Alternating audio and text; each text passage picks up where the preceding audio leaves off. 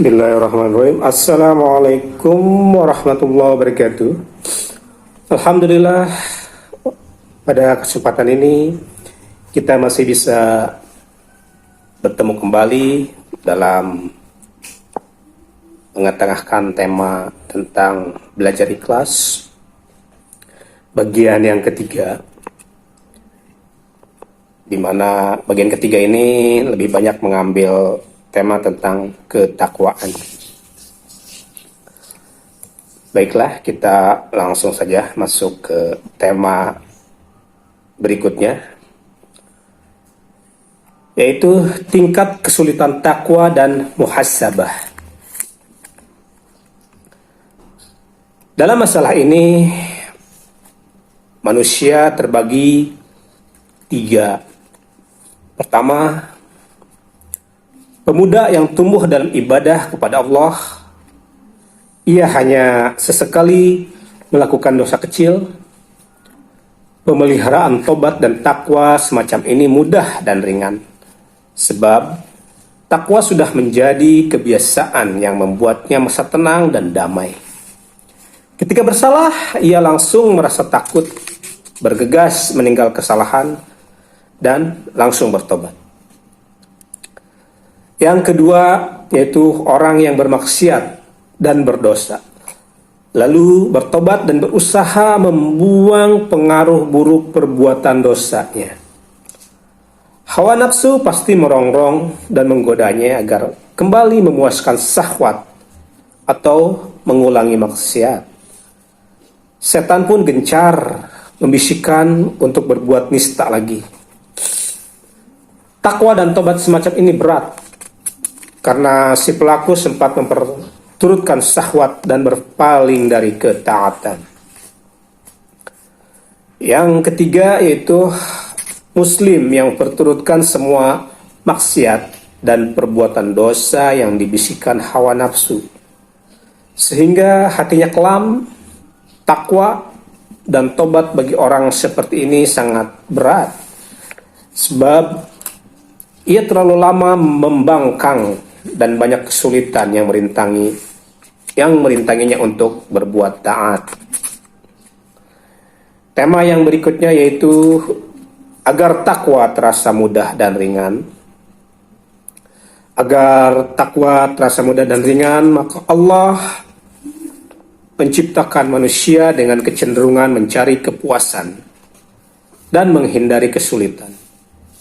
Padahal Allah menghendaki para hambanya untuk melakukan ibadah yang berat dan meninggalkan maksiat yang sulit ditinggalkan. Allah menyelimuti surganya dengan kesulitan dan menyelubungi nerakanya dengan kenikmatan syahwat. Mengetahui tabiat ini, Allah Subhanahu wa Ta'ala menjanjikan pahala dan keagungan bagi orang yang patuh kepadanya dan berpaling dari syahwat, supaya hambanya tertarik untuk beribadah dan mendekatkan diri kepadanya. Di samping itu, dia memberikan ancaman, siksa dan kehinaan atas orang yang mendurhakainya dan memperturutkan hawa nafsu, supaya hamba tidak membangkang dan tidak berbuat buruk. Cara mudah dalam meningkatkan takwa adalah dengan berharap-harap cemas ketika melihat kemuliaan yang Allah janjikan kepadanya yang taat. Manusia senang dan bergerak untuk mengabaikan kesulitan dalam beribadah dan meninggalkan larangan. Saat mengetahui ancaman Allah untuk hambanya yang bermaksiat, manusia takut dan tergerak untuk mematuhinya. Berharap cemas merupakan sarana efektif menuju pelaksanaan amal wajib dan amal sunnah, serta penghindaran perbuatan terlalang dan perbuatan makruh. Seorang hamba harus senantiasa menghadirkan perasaan tersebut sehingga pahala dan siksa benar-benar terpampang di depan matanya. Dengan begitu, Ia terpacu untuk menunaikan kewajiban dan menjauhi larangan. Masalahnya adalah bahwa konsistensi untuk selalu menghadirkan perasaan tersebut berat bagi jiwa. Dan ini disebabkan oleh 3 faktor. Faktor yang pertama yaitu bayangan kejadian akhirat yang mengerikan sangat berat bagi jiwa, bahkan menyakitkan hati. Terutama bagi orang yang bergelimang dosa, banyak celah dan mengkhawatirkan pertemuannya dengan Tuhan saat keburukannya diungkap. Yang kedua, bayangan akhirat yang menakutkan membuat impian tentang indahnya dunia dan hasrat untuk memperturutkan syahwat padam. Dan yang ketiga, setan dan hawa nafsu selalu membisikkan bahwa tobat berarti mencegah diri untuk menikmati kepuasan dan kesenangan di dunia. Oleh sebab itu, setan dan hawa nafsu menyuruh manusia untuk membuang keinginan untuk bertobat. Nafsu menyuruh demikian agar ia bisa mereguk kesenangan dan kenikmatan dunia. Adapun setan adalah musuh manusia, sehingga wajar kalau ia selalu membisikkan dosa dan pemusnahan demi mendapatkan teman ketika disiksa dalam neraka. Cara melawan bisikan dalam dada ini adalah membandingkan kenikmatan duniawi dengan kenikmatan ukhrawi. Dengan begitu, orang akan sadar bahwa kenikmatan duniawi yang terlewatkan sejatinya tidak seberapa jika dibandingkan dengan kenikmatan yang diperoleh di akhirat. Terutama nikmat menatap wajah Tuhan yang Maha Mulia. Orang cerdas tentu takkan pernah mengutamakan sesuatu yang sedikit lebih fana di atas sesuatu yang melimpah lagi abadi.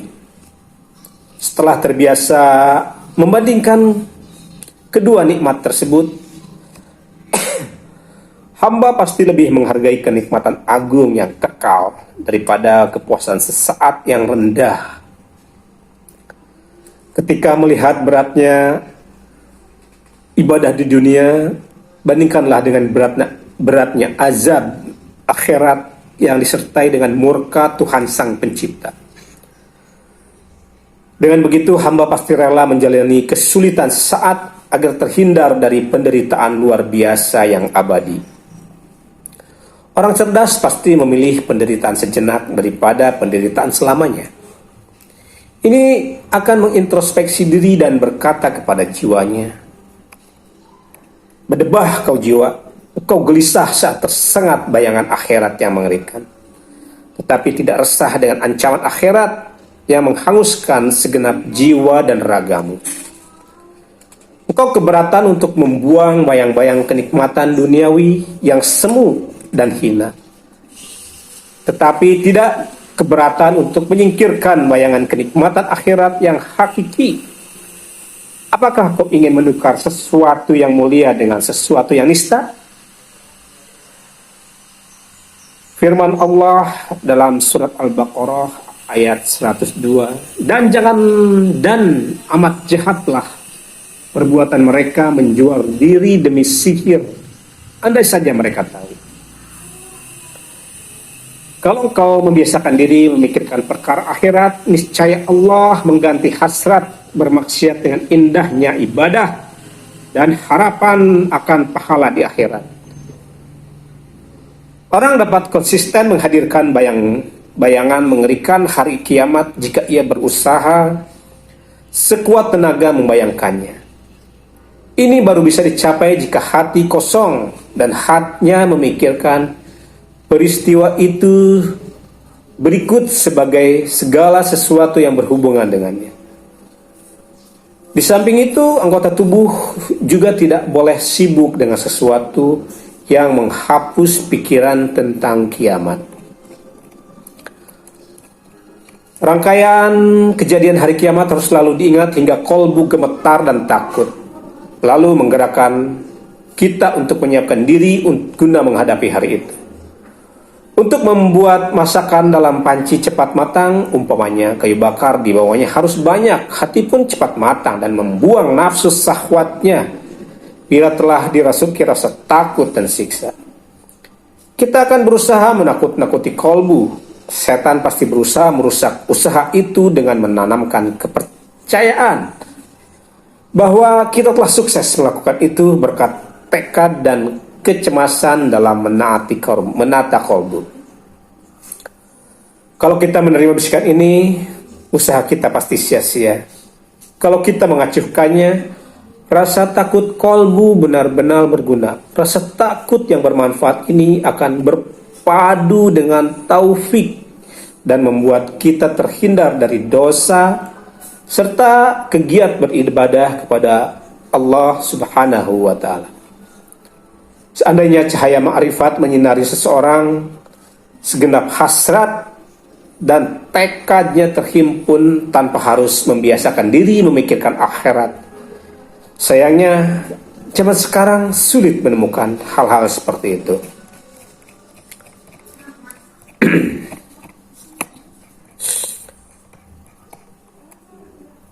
Seperti dalam syair, hatiku dipenuhi segudang ambisi yang segera sirna setelah mata hatiku melihatmu. Aku meninggalkan dunia dan agama manusia demi menyibukkan diri mengingatmu. Wahai agama dan duniaku, orang yang kudengki berubah iri kepadaku. Aku menjadi tuan di dunia serta menjadikanmu sebagai Tuhan. Kebiasaan memikirkan akhirat dan memusatkan tekad yang meningkatkan ketakwaan dan ibadah kepada Allah Subhanahu wa Ta'ala bisa dicermati melalui dua ilustrasi sebagai berikut. Baju kotor yang dipenuhi noda hanya bisa dibersihkan dengan dicuci berulang-ulang. Demikian juga kolbu yang dipenuhi kotoran syahwat dan noda perbuatan haram, ia hanya bisa dibersihkan dengan senantiasa mengingat akhirat, sehingga ia bertobat dan meninggalkan perbuatan nista. Penyakit yang menahun hanya bisa disembuhkan dengan terapi dan pengobatan kesinambungan. Demikian pula kolbu berpenyakit. Ia hanya bisa diobati dengan terus-menerus membayangkan siksa yang Allah Subhanahu wa Ta'ala janjikan kepada para pendosa. Wallahu alam. Demikian. Semoga pembahasan ini bermanfaat. Terima kasih. Wassalamualaikum warahmatullahi wabarakatuh.